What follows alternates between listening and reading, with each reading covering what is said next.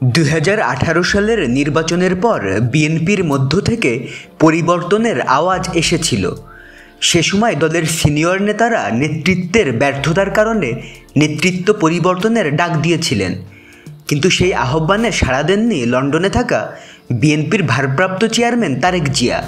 24 সালের জাতীয় নির্বাচন ঠেকাতে ব্যর্থ হওয়ায় আবারও তারেককে নেতৃত্ব থেকে সরাতে উঠে পড়ে লেগেছে বিএনপির সিনিয়র কয়েকজন নেতা। এবার তারেক জিয়াকেই নেতৃত্ব থেকে সরিয়ে দেওয়ার জন্য ডাক এসেছে। এরই মধ্যে সন্ধি হয়েছে রুমিন ফারহানা এবং মির্জা ফখরুল ইসলাম আলমগীরের মধ্যে। তারা চায় তারেক মুক্ত বিএনপি, নতুন বিএনপি। জানা গেছে গত কয়েক মাসে BNP chairperson Begum Khaleda Zia BNP থেকে তারেক রহমানের নিয়ন্ত্রণ কমাতে মির্জা ফখরুল ও আমির খুসরু মাহমুদ চৌধুরীকে নির্দেশ দিয়েছেন। খালেদা জিয়া খুব পরিষ্কারভাবে বুঝতে পেরেছেন তার পুত্র তারেক রহমানের কারণে বিএনপির রাজনৈতিক অবস্থা দিন দিন খারাপ হচ্ছে। এই খারাপ অবস্থা থেকে দলকে টেনে তুলতে হলে যোগ্য নেতৃত্ব প্রয়োজন। তবে সহজে নেতৃত্ব ছাড়বে না লন্ডনে থাকা তারেক রহমান। তাই দলটির দুই সিনিয়র নেতা মির্জা ফখরুল ও আমির খুসরু মাহমুদ চৌধুরীকে সকল পর্যায়ের নেতাকর্মীদের মধ্যে তারেক বিরোধী মনোভাব তৈরিতে কাজ করতে বলেছেন। এই খবর জানার পরই রুমিন ফারহানা মির্জা ফখরুলের সঙ্গে যুক্ত হয়েছেন।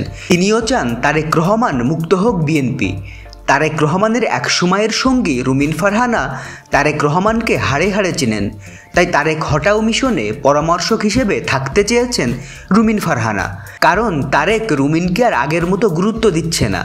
সেই প্রতিশোধ নিতে সুযোগ পেয়েই তারেক রহমানকে নেতৃত্ব থেকে সরাতে তৎপর হয়েছেন রুমিন ফারহানা। এর মধ্যে ঢাকা থেকে তারেক রহমানকে বার্তা পাঠানো হয়েছে।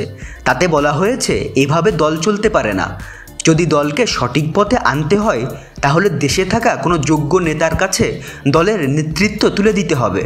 তবে তারেক রহমান এখনও এ ব্যাপারে কোনো সিদ্ধান্ত জানাননি। এজন্য ঢাকার নেতারা আরও কিছুদিন অপেক্ষা করতে চান। তো বন্ধুরা, ভিডিওটি নিয়ে কোনো মন্তব্য থাকলে কমেন্টে জানান, আর আমাদের চ্যানেলে নতুন হলে সাবস্ক্রাইব করুন। ধন্যবাদ সবাইকে।